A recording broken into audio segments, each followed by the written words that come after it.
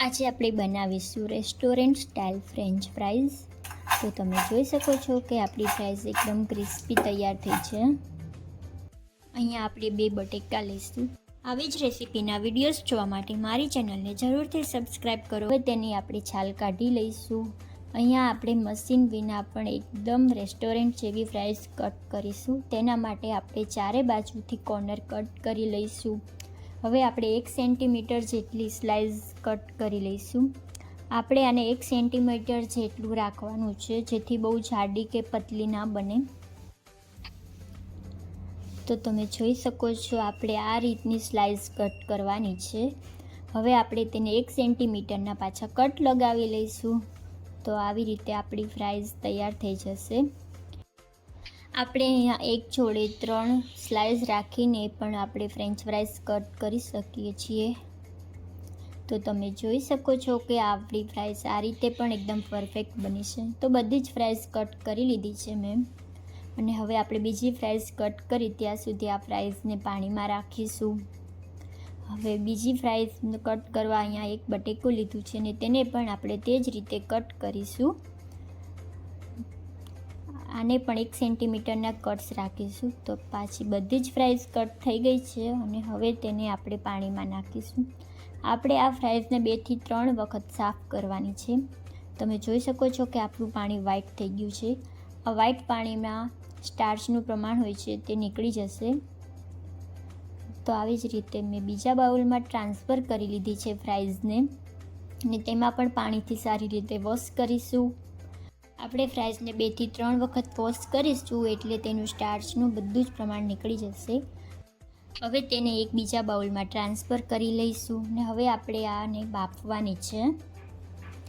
તેના માટે મેં અહીંયા ગરમ પાણી રાખ્યું હતું, ને તેમાં 1 ચમચી મીઠું નાખીશું। હવે આમાં આપણે ફ્રાઈઝ નાખી દઈશું।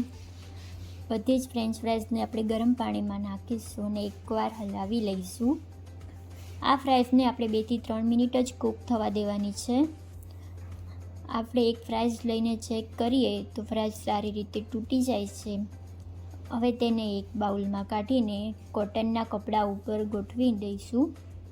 એકદમ છૂટી છૂટી ગોઠવીશું અને પંખા નીચે 10 મિનિટ સૂકવવા દઈશું।